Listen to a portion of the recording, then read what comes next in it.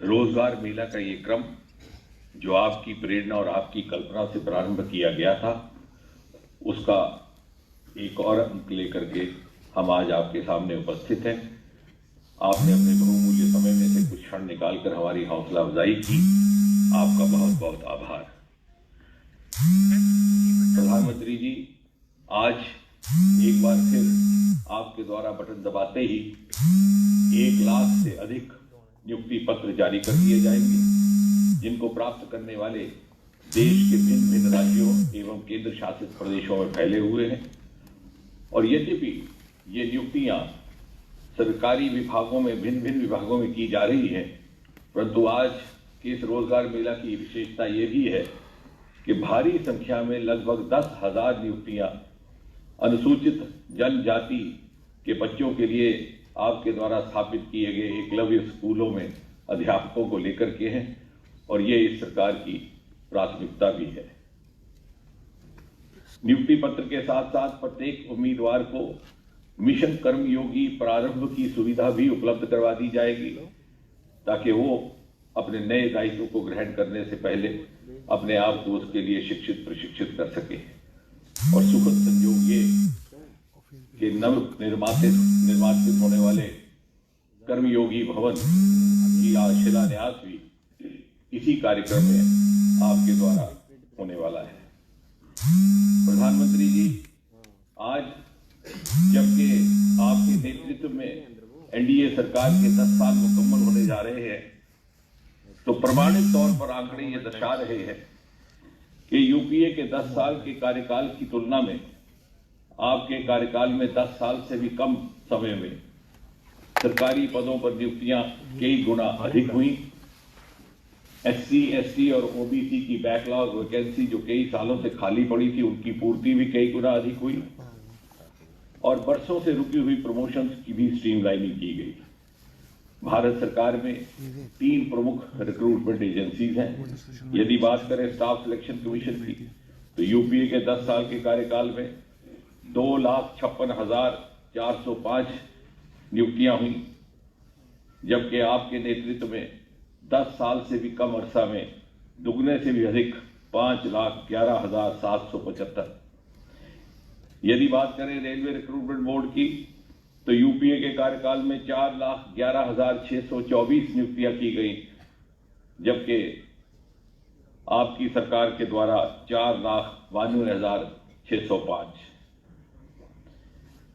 इसी प्रकार यदि बैकलॉग वैकेंसीज की बात करें, शेड्यूल कास्ट, शेड्यूल ट्राइब और ओबीसीज के लिए जो निर्धारित रहती है, तो लगभग 150% अधिक नियुक्तियां पिछले 10 साल से भी कम अरसा में हुई। यूपीए के कार्यकाल में 1,08,034 और एनडीए सरकार के द्वारा आपके नेतृत्व में 2,93,475। इसी प्रकार यदि प्रमोशंस की बात करें, तो हमने वो मंजर भी देखा है, बहुत से सज्जन जिस पद पर नियुक्त होते 20, 25, 30 बरस अपनी सेवा देने के बाद वहीं से सेवानिवृत्त रिटायर हो जाते। उनके दफ्तर के कुलीग उनको फेयरवेल देते, मगर उनके दिल में दर्द रहता। हमने आपके नेतृत्व में उस विडंबना को भी दूर किया। मास प्रमोशंस 4,000, 2,000, 9,000 का सिलसिला प्रारंभ किया और उस स्टैग्नेशन को समाप्त करने का प्रयास हुआ। यदि महिलाओं की बात करें, तो यूपीए के कार्यकाल में जितनी भी नियुक्तियां हुई, उसमें महिलाओं की हिस्सेदारी मात्र 7 या 8% तक रहती है। आपके नेतृत्व में यह भागीदारी दुगनी से भी अधिक, औसतन लगभग 18%, और कई रोजगार मेलों में तो महिलाओं की भागीदारी 20%, 22% भी रही। इतना ही नहीं, प्रधानमंत्री जी, आपने देशवासियों को ये जागरूक 1.25 लाख तक पहुंच गई, और हम स्टार्टअप की दुनिया में तीसरे दर्जे पर आन खड़े हुए। आपने अंतरिक्ष के दरवाजे खोल दिए और स्पेस स्टार्टअप्स की संख्या सिंगल डिजिट से बढ़ करके लगभग 200 तक पहुंच गई। आपने बायो मैन्युफैक्चरिंग स्कीम की बात की, तो बायो स्टार्टअप्स की संख्या 50 से बढ़कर के 6000 तक पहुंच गई। आपने खादी उद्योग को बढ़ावा दिया और उसका टर्नओवर लगभग 4 गुना बढ़ गया। आपने बेरोजगारों के लिए अपनी जीविका स्वयं कमाने हेतु मुद्रा जैसी योजनाएं लाई और उसकी लाभार्थी भी 60 से 70% महिलाएं रहीं। आपने इंफ्रास्ट्रक्चर प्रोजेक्ट्स को गति शक्ति प्रदान की और हजारों की संख्या में लोगों को रोजगार मिला। उदाहरण के तौर पर यूपीए के कार्यकाल में पीएमजीएसवाई सड़कों का निर्माण केवल 3,80,000 किलोमीटर हुआ था। आपके कार्यकाल में दुगने से भी अधिक, लगभग 8 लाख किलोमीटर। उदाहरण के तौर पर मेट्रो रेल पटरियों के निर्माण की गति यूपीए के कार्यकाल में मात्र 600 मीटर प्रति मास, आपके नेतृत्व में कई गुना बढ़कर के 6 किलोमीटर प्रति मास। और इसलिए जहां सरकारी नौकरियों में रोजगार उपलब्ध रहा, वहां दूसरे साधनों से भी रोजगार उपलब्ध करने का कार्य आपके नेतृत्व में हुआ है। और आज ये जो युवा आपके हाथों से नियुक्ति पत्र प्राप्त कर रहे हैं, ये भाग्यशाली हैं कि अगले 20 अपना आप समर्पित करने का अवसर रहेगा। और सन 2047 में जब आजाद हिंदुस्तान अपनी 100वीं सालगिरह मनाएगा और आपके सपनों के विकसित भारत का शताब्दी उत्सव मनाया जाएगा, तो उस शताब्दी उत्सव को संवारने का, निखारने का काम भी इन्हीं नवनियुक्त नौजवानों के हिस्से में आया है। परमात्मा इनको सामर्थ्य दे, इनको सद्बुद्धि दे। इसी कामना के साथ प्रधानमंत्री जी, एक बार पुनः आपका बहुत बहुत धन्यवाद। धन्यवाद माननीय मंत्री जी। विकसित भारत में सरकारी सेवाओं को और अधिक नागरिक उन्मुख बनाने के लक्ष्य से मिशन कर्मयोगी क्रियान्वित किया जा रहा है। इस मिशन में जुटे सभी संस्थान एकीकृत रूप से एवं पूर्ण तालमेल के साथ मिलकर काम कर सकें। इस उद्देश्य से इन संस्थानों के लिए एक इंटीग्रेटेड ऑफिस कॉम्प्लेक्स कर्मयोगी भवन की परिकल्पना की गई है। मिशन कर्मयोगी के विजन को प्राप्त करने में यह इंटीग्रेटेड कॉम्प्लेक्स महत्वपूर्ण भूमिका निभाएगा। इस अपेक्षा के साथ मैं माननीय प्रधानमंत्री जी से विनम्र निवेदन करती हूँ कि इस कर्मयोगी भवन की आधारशिला रिमोट का बटन दबाकर रखें।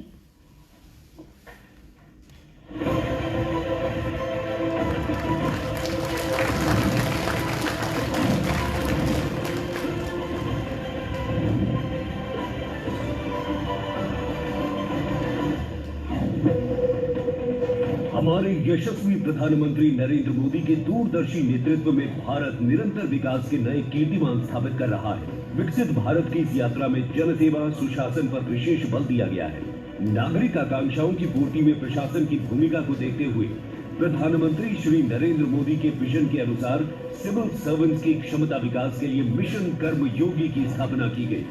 मिशन कर्मयोगी कैपेसिटी बिल्डिंग की दिशा में अपनी तरह का एक नया प्रयोग है। इस मिशन के जरिए सरकारी कर्मचारियों को उनकी सोच अप्रोच को आधुनिक बनाना है, उनका स्किल सेट सुधारना है, उन्हें कर्मयोगी बनने का अवसर देना है। इन्हीं प्रयासों की एक कड़ी है कर्मयोगी भवन, एक एकीकृत परिसर जो कि सिविल सेवकों की क्षमता निर्माण के लिए केंद्र बिंदु के रूप में उभरेगा। मिशन कर्मयोगी के कार्यान्वयन में जुटे संस्थान Karmayogi Bharat SPV, capacity building commission, सचिवालय प्रशिक्षण और प्रबंधन संस्थान तथा कार्मिक और प्रशिक्षण विभाग के प्रशिक्षण विंग एकीकृत रूप से कार्य कर सके, इसके लिए इस इंटीग्रेटेड कॉम्प्लेक्स का निर्माण किया जा रहा है। कर्मयोगी भवन 2 चरणों में निर्मित हो रहा है। आज माननीय प्रधानमंत्री के कर कमलों के द्वारा इसके प्रथम चरण का शिलान्यास हो रहा है। कर्मयोगी भवन सभी प्रशिक्षण संस्थानों, सरकारी विभागों एवं जनसेवा में जुटे संस्थानों के बीच कोलैबोरेशन, कनेक्ट एवं कोऑपरेशन का सशक्त माध्यम बनेगा। इस भवन में क्षमता विकास के लिए विश्व स्तरीय सुविधाएं स्थापित की जा रही हैं।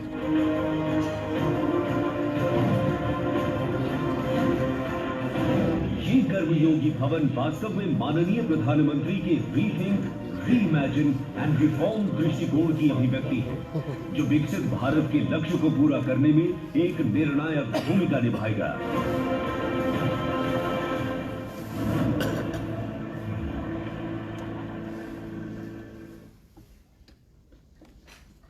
रोजगार मेले की आज की कड़ी एक बार फिर सामर्थ्य, सशक्तिकरण और विकास की अविस्मरणीय अमृत यात्रा का संदेश लाई है। इसी संदेश को जन जन तक पहुंचाती प्रस्तुत है एक लघु फिल्म।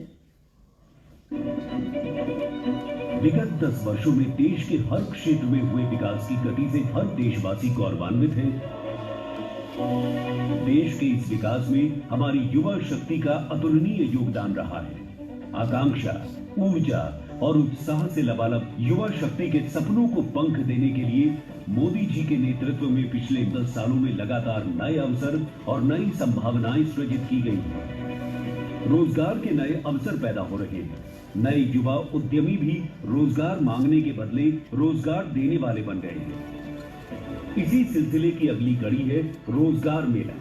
रोजगार मेला युवा शक्ति के साथ राष्ट्र निर्माण के सपने को सार्थक कर रहा है। रोजगार मेले के तहत भारत सरकार सहयोगी राज्य सरकारों के साथ युवाओं को सरल, समय सीमित और पारदर्शी तरीके से सरकारी नौकरियां प्रदान कर रही है। केंद्र सरकार की योजनाओं को जमीन पर उतारने की सबसे बड़ी जिम्मेदारी आप सभी नवनियुक्त सरकारी कर्मचारियों पर है। जब आप जैसे लाखों युवा सरकारी सेवाओं से जुड़ते हैं तो नीतियों को लागू करने की स्पीड और स्केल भी बढ़ जाता है। इससे सरकार के बाहर भी रोजगार के अवसर तैयार होते हैं, साथ साथ काम काज की नई व्यवस्था भी बनती है। आज रोजगार मेले में देश भर में विभिन्न सरकारी पदों पर 1 लाख से ज्यादा युवाओं को जिम्मेदारियां सौंपी जा रही हैं। जोश और नए विचारों से ओतप्रोत ये युवा राजस्व विभाग, गृह मंत्रालय, उच्च शिक्षा विभाग, परमाणु ऊर्जा विभाग, रक्षा मंत्रालय, स्वास्थ्य एवं परिवार कल्याण मंत्रालय, जनजातीय मामले मंत्रालय इत्यादि में विभिन्न पदों पर राष्ट्र निर्माण में योगदान देंगे। इनमें दिल्ली पुलिस में 9,000 से अधिक हवलदार एवं सिपाही, राजस्व विभाग में 5,000 से अधिक कर निरीक्षक एवं कर सहायक, एम्स एवं केंद्र सरकार के अस्पतालों में 11,500 से अधिक डॉक्टर, नर्स एवं पैरामेडिकल कर्मचारी तथा दूर दराज के इलाकों में शेड्यूल्ड ट्राइब्स के बच्चों के लिए बने एकलव्य मॉडल विद्यालयों में 8,200 से अधिक अध्यापकों एवं प्राचार्यों के नियुक्ति पत्र सम्मिलित हैं। चाहे वो आधारभूत संरचना हो, औद्योगिक विकास हो, सांस्कृतिक नवजागरण हो, कृषि क्षेत्र का विकास और किसानों की बढ़ती समृद्धि हो, करोड़ों गरीबों के जीवन में उत्थान का नया सवेरा हो, या अंतरराष्ट्रीय स्तर पर भारत की बढ़ती साख और प्रभुत्व, यशस्वी प्रधानमंत्री श्री नरेंद्र मोदी के कुशल नेतृत्व में गरीब कल्याण, युवा, अन्नदाता किसान तथा नारी शक्ति, इनको केंद्र में रखते हुए भारत ने पिछले 10 सालों में अभूतपूर्व परिवर्तन और विकास देखा है। इस नए भारत की आकांक्षाओं और विकसित भारत के लक्ष्य को पूर्ण करने के लिए इन नव नियुक्तों की क्षमता विस्तार हेतु मिशन कर्मयोगी के अंतर्गत लाखों कर्मयोगी प्रशिक्षित हो चुके हैं। विभिन्न पदों पर नियुक्त ये युवा अपनी ऊर्जा, उत्साह, सेवा और समर्पण के साथ राष्ट्र निर्माण में अपना योगदान देंगे और वैश्विक स्तर पर भारत को अग्रणी बनाने में महत्वपूर्ण भूमिका निभाएंगे।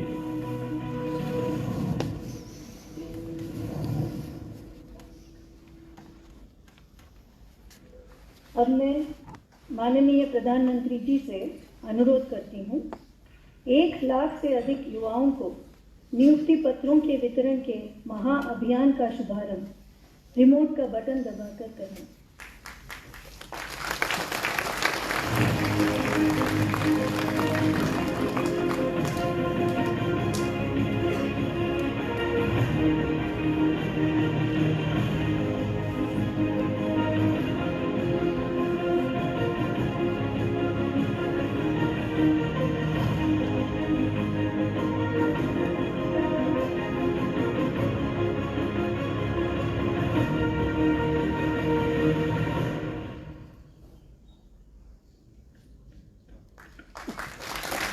माननीय प्रधानमंत्री जी से निवेदन है कि रोजगार मेले के इस विशेष अवसर पर अपने प्रेरणादायक आशीर्वचनों से हमें तथा राष्ट्र की युवा महाशक्ति को अनुग्रहित करने की कृपा करें।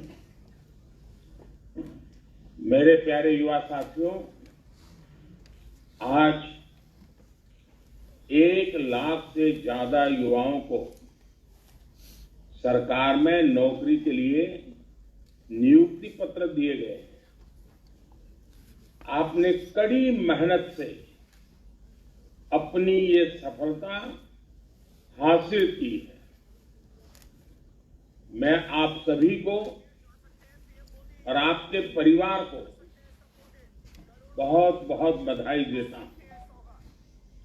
युवाओं को भारत सरकार में नौकरी देने का अभियान लगातार तेज गति से चल रहा है। पहले की सरकारों में नौकरी के लिए विज्ञापन जारी होने से लेकर नियुक्ति पत्र देने तक बहुत लंबा समय लग जाता था। इस देरी का फायदा उठाकर उस दौरान रिश्वत का खेल भी जमकर होता था। हमने भारत सरकार में भर्ती की प्रक्रिया को अब पूरी तरह पारदर्शी बना दिया है। इतना ही नहीं, सरकार का बहुत जोर है कि भर्ती प्रक्रिया एक तय समय के भीतर पूरी कर ली जाए। इससे हर युवा को अपनी योग्यता साबित करने का समान अवसर मिलने लगा है। आज हर युवा के मन में विश्वास है कि वो कड़ी मेहनत और अपनी प्रतिभा के दम पर अपनी जगह बना सकता है। 2014 के बाद से ही हमारा प्रयास रहा है कि नौजवानों को भारत सरकार के साथ जोड़कर उन्हें राष्ट्र निर्माण का सहभागी बनाएं।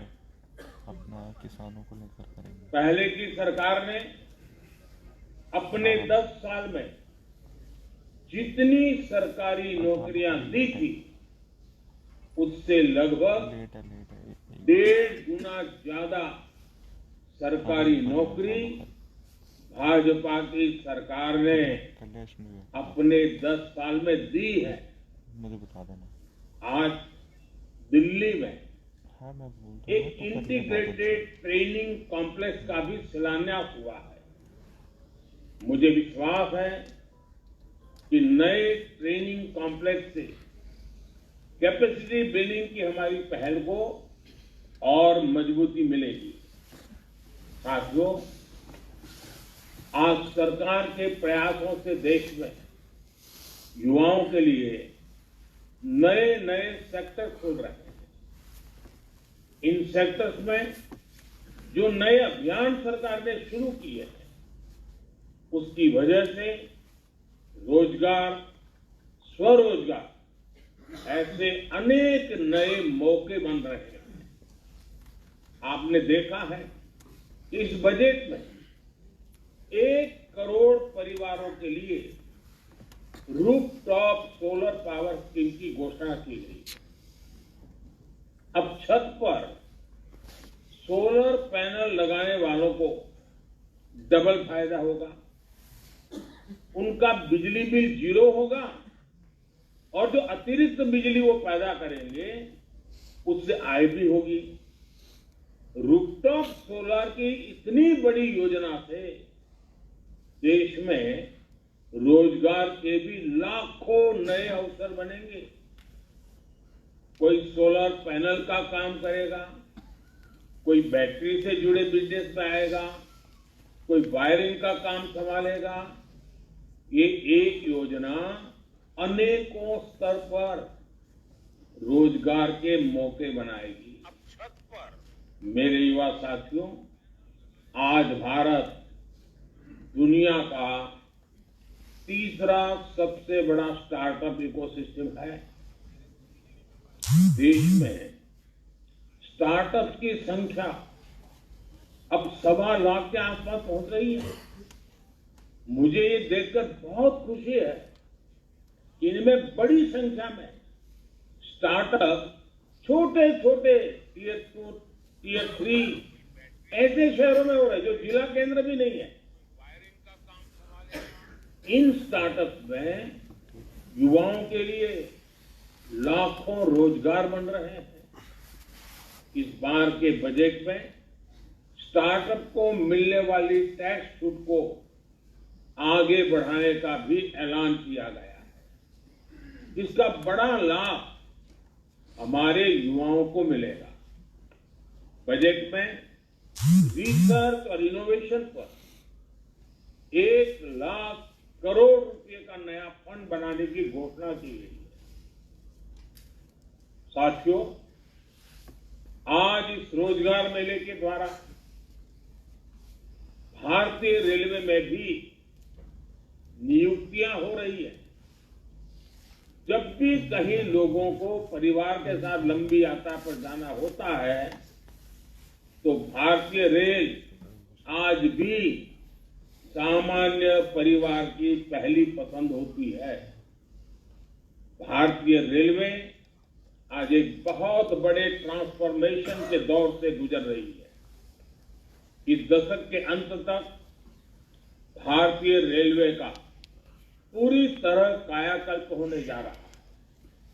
आपको याद होगा 2014 से पहले रेलवे की क्या स्थिति थी। रेलवे लाइनों का इलेक्ट्रिफिकेशन हो या दोहरीकरण करना हो, ट्रेनों का संचालन बेहतर करना हो या यात्रियों के लिए सुविधाएं बढ़ानी हो, इस तरह पहले की सरकारों ने उतना ध्यान नहीं दिया जितना ध्यान दिया जाना चाहिए।